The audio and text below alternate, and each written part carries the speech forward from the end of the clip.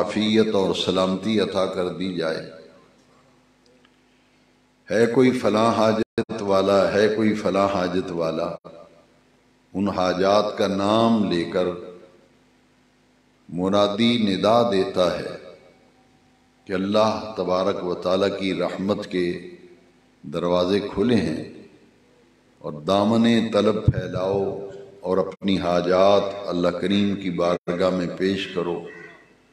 آج وہ تمہاری دعاؤں کو قبول بھی فرماتا ہے اور تمہیں انعامات سے بھی سرفراز فرماتا ہے۔ رجب میں لیلۃ المعراج ہے اور شعبان کی 15ویں شب کو لیلۃ البراعت کہتے ہیں۔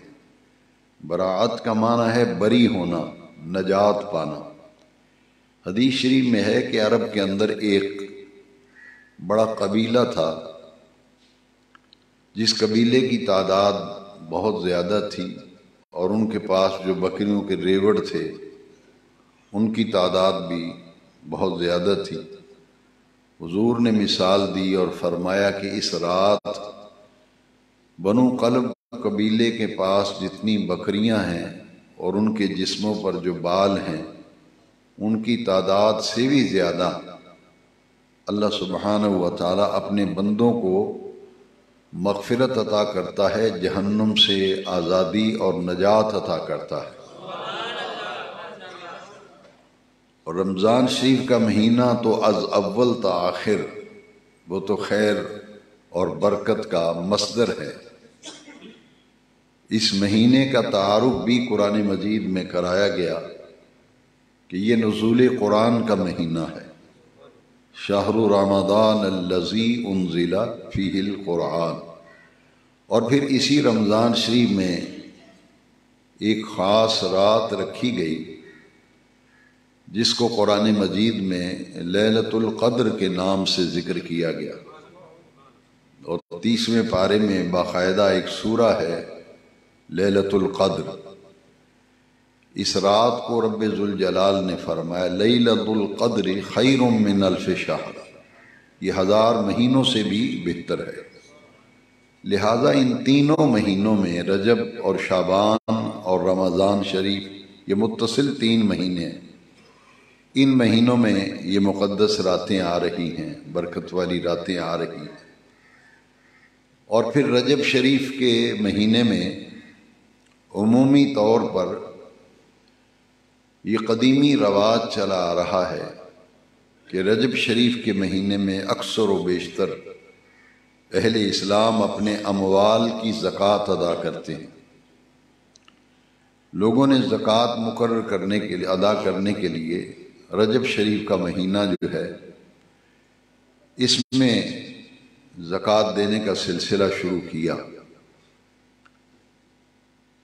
اور زکوٰۃ کے لیے کوئی مہینہ شریعت میں مقرر نہیں ہے، بلکہ صاحب نصاب پر جب سال ہو جائے تو اس پر زکوٰۃ واجب ہو جاتی ہے۔ جو صاحب نصاب ہو وہ جس مہینے میں بھی صاحب نصاب ہوگا اسی مہینے میں وہ زکوٰۃ ادا کیا کرے گا۔ رمضان شریف میں بھی عمومی طور پر بہت ساری کثیر تعداد ہے اہل اسلام کی جو رمضان شریف میں زکوٰۃ ادا کرتے ہیں۔ اس کی ایک بنیادی وجہ جو اہل اسلام کے دلوں میں بیٹھی ہوئی ہے وہ یہ ہے کہ رمضان شریف میں اگر ایک فرض ادا کیا جائے تو 70 فرضوں کا ثواب ملتا ہے۔ تو لوگ یہ تصور کرتے ہیں کہ چونکہ ادائیگی زکوٰۃ فرض ہے لہذا رمضان شریف میں یہ فرض ادا کریں گے تو ہمیں 70 فرضوں کا ثواب ملے گا۔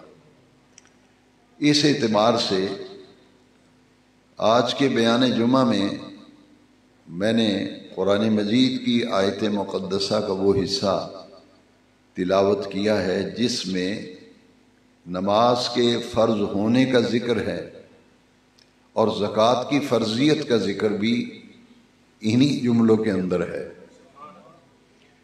جس طرح نماز فرض ہے اسی طرح زکوٰۃ بھی فرض ہے۔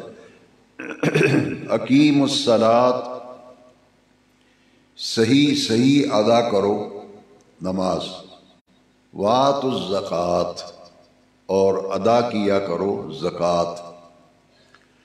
یہ زکوٰۃ کا لفظ جو ہے یہ زکا یزکی سے مشتق ہے زکوٰۃ، اور اس کا معنی ہے پاک ہونا، پاک کرنا۔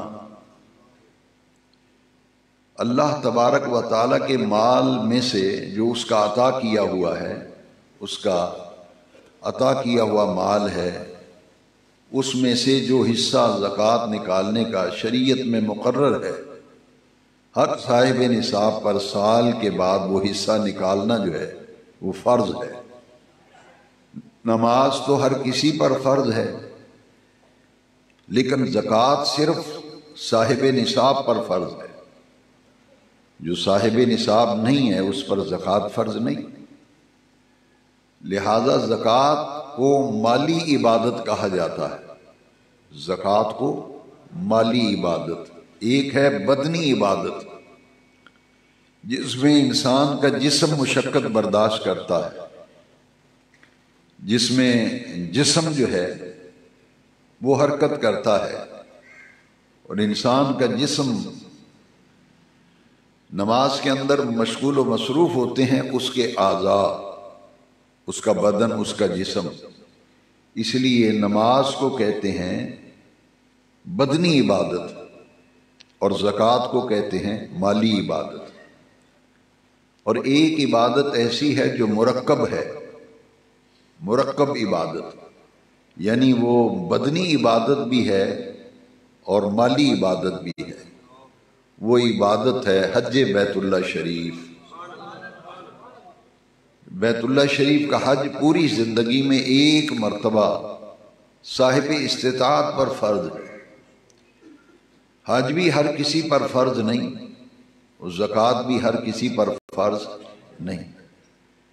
نماز اور روزہ یہ ہر عاقل بالغ مسلمان پر نماز بھی فرض ہے اور روزہ بھی فرض ہے، لیکن حج جو ہے وہ صرف صاحب استطاعت پر فرض ہے، اور زکوٰۃ جو ہے وہ صاحب نصاب پر فرض ہے۔ جو صاحب نصاب نہیں ہے اس پر زکوٰۃ ہے ہی نہیں۔ لہذا نصاب زکوٰۃ کا جو ہے وہ ہے 7.5 تولے سونا۔ جس کے پاس 7.5 تولے سونا ہو یا 52.5 تولے چاندی ہو، وہ صاحب نصاب ہو جاتا ہے، اور اس پر سال میں ایک مرتبہ 40واں حصہ اللہ کے راستے میں نکالنا، یہ عمل جو ہے یہ زکوٰۃ کہلاتا ہے۔ اور اس عمل کی وجہ سے آدمی کا مال پاک ہوتا ہے، اس کی روزی پاک ہوتی ہے، اس کا کاروبار پاک ہوتا ہے، کیونکہ زکوٰۃ ایسا عمل ہے جس کی ادائیگی سے طہارت حاصل ہوتی ہے، تزکیہ حاصل ہوتا ہے، طہارت ملتی ہے۔ لہذا پانی ایک جگہ اگر کھڑا رہے، ایک جگہ پانی کھڑا رہے، اس کے اندر تعفن پیدا ہو جاتا ہے۔ تو زکوٰۃ کا نظام، صدقات و خیرات کا نظام، یہ سرکولیشن ہے مال کی۔ روپیہ آ رہا ہے، نکل رہا ہے، آ رہا ہے، نکل رہا ہے۔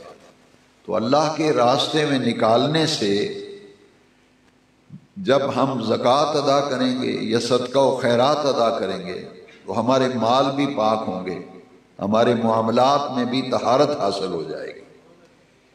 یہ پوری زندگی میں حج ایک مرتبہ فرض ہے، روزے پورے سال میں رمضان شریف کے فرض ہیں، اور نماز بھی ہر کسی پر فرض ہے، لیکن زکوٰۃ جو ہے وہ صاحب نصاب پر ہے۔ سونے کا نصاب اور چاندی کا نصاب میں نے عرض کیا، ایک نصاب ہے نقدی کا کہ جتنی رقم موجود ہو اس پر زکوٰۃ واجب ہے، اور کرنسی اور پیسے کا جو نصاب ہے وہ 52.5 تولے چاندی ہے۔ जिस शख्स के पास इतनी रकम पड़ी है, 52.5 तोले चांदी का हिसाब लगाया जाए कितने की बनती है, तो जितने की 52.5 तोले चांदी बनती है, इतनी रकम अगर किसी पास होगी तो वो साहिब निसाब है, उस पर ज़कात फ़र्ज है, वाजिब है। लेकिन वो ये देखा जाएगा कि करेंसी की वजह से वो साहिब निसाब हो गया, उसके पास 52.5 तोले चांदी के जितने पैसे बनते हैं उसके पास मौजूद हैं, जमा है, वो साहिब निसाब है। अब जब वो ज़कात देगा तो अगरचे उसके पास सोने का निसाब नहीं, उसके घर में 7.5 तोले सोना नहीं है, 7.5 तोले से कम अगर किसी के पास सोना है वो साहिब निसाब नहीं है। लेकिन पैसों की वजह से जो साहिब निसाब हो जाए, वो फिर जो सोना पड़ा है वो 1 तोला हो, 2 तोला हो, 3 तोले हो, जितना भी घर में मौजूद हो, वो उसकी कीमत जमा करके नकद रकम में उसका 40वां हिस्सा देगा। इसी तरह एक आदमी है, उसके पास सोना 7.5 तोले है, चांदी 52.5 तोले है, वो साहिब निसाब है, लेकिन उसके पास जो नकद रकम है वो नकदी का जो निसाब है ज़कात को उसको नहीं पहुंचती, लेकिन सोने की वजह से वो साहिब निसाब हो गया। अब जब ज़कात देगा तो पैसे जितने भी उसके पास मौजूद होंगे वो भी उसमें जमा करेगा, और जमा करके टोटल रकम बने जो उसका 40वां हिस्सा निकालेगा। तो ये निसाब है ज़कात का। आम तौर पर बड़े वो लोग जो पक्के नमाजी होते हैं, नेकी की तरफ उनका रुझान भी होता है, लेकिन ज़कात के मामले में बड़ी ही गफलत हमारे यहाँ पाई जाती है। लोग ना तो हिसाब किताब करके ज़कात निकालते हैं और ना ही ज़कात की अदायगी की तरफ तवज्जो देते हैं, अंदाजे से लोग ज़कात निकाल देते हैं। तो ये इस तरह से करना सही नहीं है। सही तरीका ये है कि पूरे माल का हिसाब किताब करके साहिब निसाब अगर बन गया है तो 40वां हिस्सा दे अल्लाह के रास्ते में।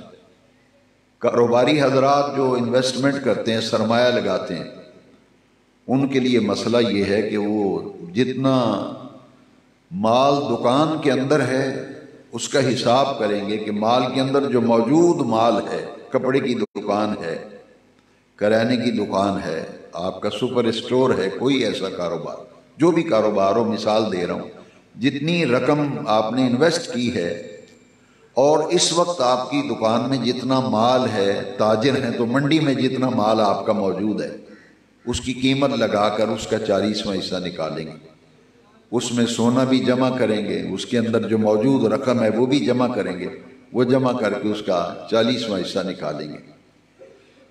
ज़कात का मामला इस कदर नाजुक है कि कुरान मजीद में बहुत से मकामात ऐसे हैं जहाँ नमाज के साथ ज़कात का इकट्ठा जिक्र किया गया। अकीमुस्सलात वातुज़्ज़कात, सही सही अदा करो नमाज और अदा किया करो अपने अमवाल की ज़कात। जो लोग माल की ज़कात नहीं देते, हुजूर ने अम्माल मुकर्रर किए हुए थे। कुछ लोग ऐसे थे जिनको ड्यूटी पे रखा हुआ था, उनकी ड्यूटी क्या थी, वो ज़कात जमा करते थे, लोगों से ज़कात वसूल करते थे, और वो ज़कात हुजूर नबी करीम अलैहिस्सलाम की खिदमत में जमा होती थी, हुजूर मुस्तहिकीन में फिर तकसीम फरमाते थे। तो सहाबाए किराम ज़कात लेने जाते थे बाकायदा कबाइल की तरफ। अरब के अंदर कबीला सिस्टम था, तो कबीलों की तरफ लोग जाते थे कि वो वहाँ से ज़कात वसूल करें। और जो हुजूर ने रियासत कायम की, जिसके पहले खलीफा सैयदना अबू बकर सिद्दीक हैं रज़ी अल्लाह अन्हु, और ये खिलाफत 30 साल पर मुश्तमिल है। सैयदना इमाम हसन मुश्तबा रज़ी अल्लाह ताला अन्हु ये 5वें खलीफा राशिद हैं। इनका दौर खिलाफत जो है वो सिर्फ 6 महीने पर मुश्तमिल है। लिहाजा खिलाफत राशिदा के बारे में हुजूर की जो हदीस है कि मेरे बाद खिलाफत 30 बरस रहेगी اس کے بعد ملوکیت آ جائے گی، بادشاہت آ جائے گی۔ لہذا خلافت کا دور حضرت امام حسن پہ ختم ہو گیا۔ ان پانچوں خلفائے راشدین کے نظام خلافت میں باقاعدہ ایک محکمہ تھا، ڈپارٹمنٹ تھا، جس کا نام تھا بیت المال۔ بیت المال میں سے غربا، مساکین، یتما، فقراء، مستحق لوگ، نادار لوگ، بیمار لوگ، اپاہج، معذور، جو بھی مستحق تھے، بیت المال سے ان کے ماہانہ وظائف مقرر کیے ہوئے تھے، ان کی ماہانہ مدد کی جاتی تھی بیت المال سے۔ اور یہ زکوٰۃ کا نظام جو ہے یہ اسی لیے عملاً نافذ ہوا، اور زکوٰۃ اکٹھی کر کے پھر مستحقین میں پہنچائی جاتی تھی۔ حضرت عمر رضی اللہ عنہ کا دور خلافت جو تھا اس میں یہ تھا نظام کہ زکوٰۃ دہلیز پہ پہنچائی جاتی تھی۔ جو مستحق ہوتے تھے، یہ نہیں کہ وہ لائن میں لگ جائیں اور آ کے زکوٰۃ وصول کریں، ایسا تو نظام ہی نہیں تھا۔ اس وقت یہ نظام تھا کہ باقاعدہ عمال جو ہیں وہ ورکر کام کرتے تھے، گھر گھر جا کے دیکھتے تھے کہ کون کون مستحق ہے، ان کی ایک فہرست مرتب ہوتی تھی، اور ان کا حصہ جو حکومت کے عملہ ہوتا تھا وہ ان کے گھر پہ دستک دے کر ان کو زکوٰۃ پہنچاتا تھا۔ یہ نظام تھا۔ حضور کے وصال مبارک کے بعد حضرت سیدنا ابوبکر صدیق جب خلیفہ ہوئے تو فتنہ انکار زکوٰۃ نے سر اٹھایا۔ تین بڑے فتنے تھے جو حضرت صدیق اکبر نے جب خلافت کی زمام سنبھالی، خلیفہ بنے۔ ایک یہ تھا کہ کچھ لوگوں نے زکوٰۃ دینے سے انکار کر دیا تھا، اور فتنہ ارتداد پیدا ہو گیا، کچھ لوگ مرتد ہو گئے تھے۔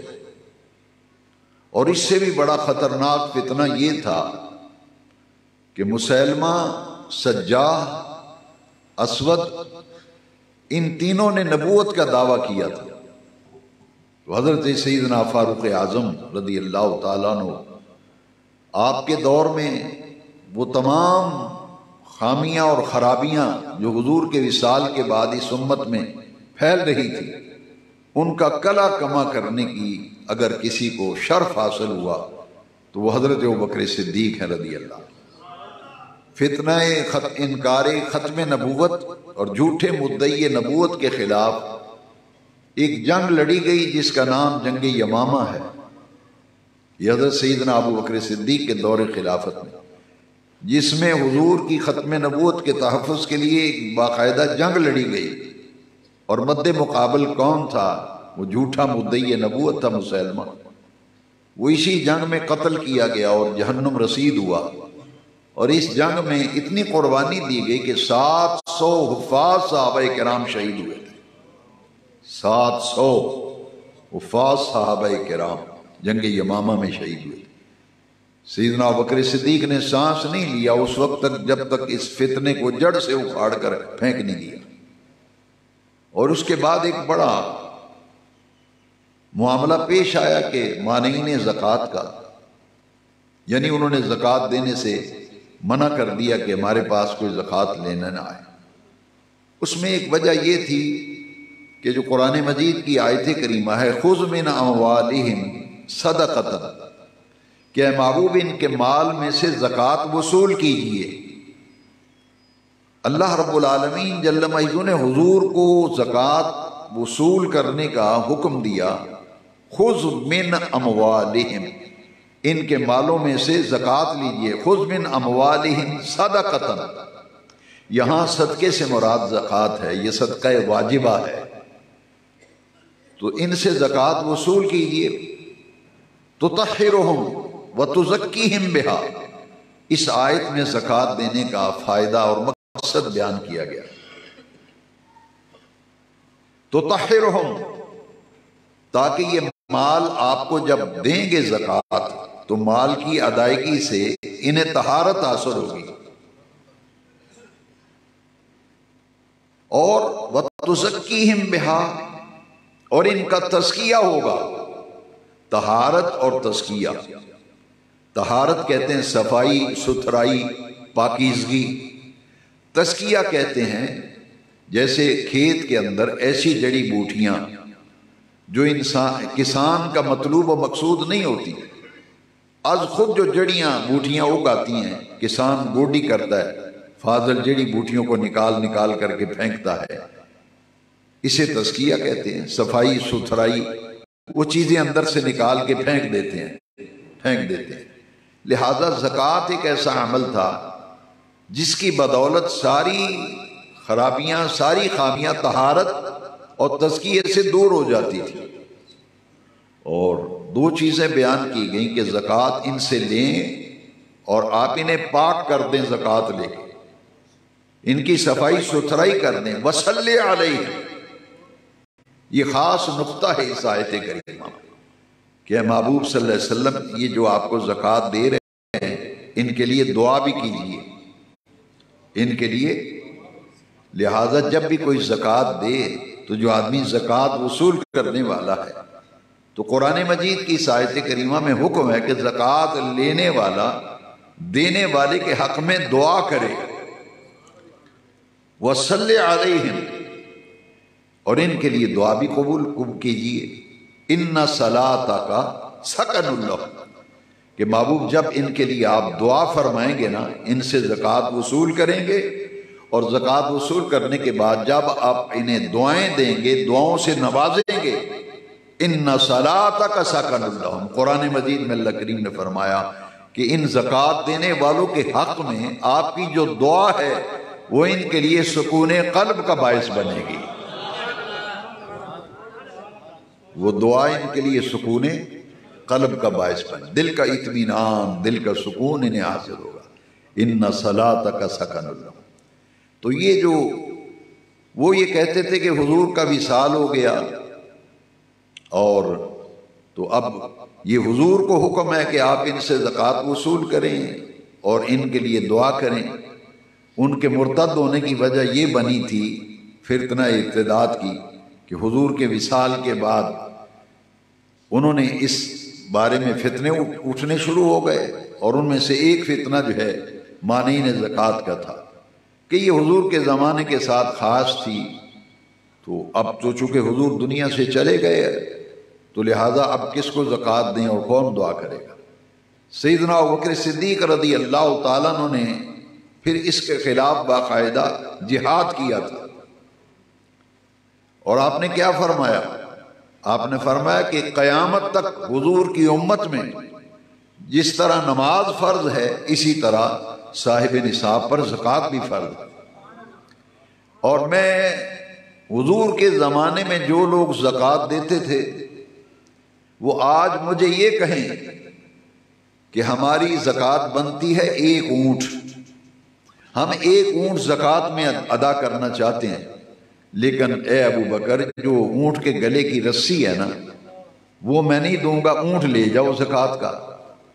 حضور کے زمانے میں جب وہ زکوٰۃ دیتا تھا تو اونٹ بھی اور اونٹ کے گلے والی رسی بھی دیتا تھا۔ آج اگر وہ کہے کہ اونٹ لے جاؤ رسی رہنے دو، تو حضرت ابوبکر نے فرمایا میں اس وقت تک چین سے نہیں بیٹھوں گا، میں جہاد کروں گا جب تک وہ رسی بھی وصول نہیں کر لیتا۔ یہ حضرت سیدنا ابوبکر صدیق کے دور خلافت میں یہ 2 کام بڑے چوٹی کے کیے انہوں نے، اور قیامت تک کے لیے امت میں آسانیاں کر دیں، ایک فتنہ انکار ختم نبوت اور ایک فتنہ انکار زکوٰۃ، اسے مانعین زکوٰۃ بھی کہا گیا۔ پھر یہ خلفائے راشدین میں زکوٰۃ کا نظام چلتا رہا۔ حضرت عمر بن عبدالعزیز بڑے عادل اور بڑے نیک دل، بڑے صالح حکمران تھے۔ ان میں خلفائے راشدین کے دور حکومت کی جھلکیاں نظر آتی تھی، اور ان کے دور خلافت میں یہ حال تھا کہ عمال جو ہیں وہ چوکوں میں کھڑے ہو کے اعلان کرتے تھے کہ آؤ زکوٰۃ بڑھ رہی ہے، زکوٰۃ وصول کر لو۔ تاریخ کے اوراق گواہ ہیں، اعلان ہوتا رہتا تھا، کوئی زکوٰۃ لینے نہیں آتا تھا، اس لیے کہ زکوٰۃ دینے والے موجود تھے زکوٰۃ لینے والا کوئی نہیں تھا۔ اس قدر خوشحالی حضرت عمر بن عبدالعزیز کے دور میں آئی کہ خود سب زکوٰۃ دینے والے تھے، خوشحالی اس قدر تھی کوئی زکوٰۃ لینے والا موجود نہیں تھا، تو اعلان ہوتا تھا کہ زکوٰۃ بڑھ رہی ہے، لیکن کوئی زکوٰۃ لینے والا نہیں ملتا تھا۔ تو نظام زکوٰۃ اور نظام صلاۃ یہ اسلامی معاشرے کی ایک روح ہے اور اسلامی معاشرے کی جان ہے۔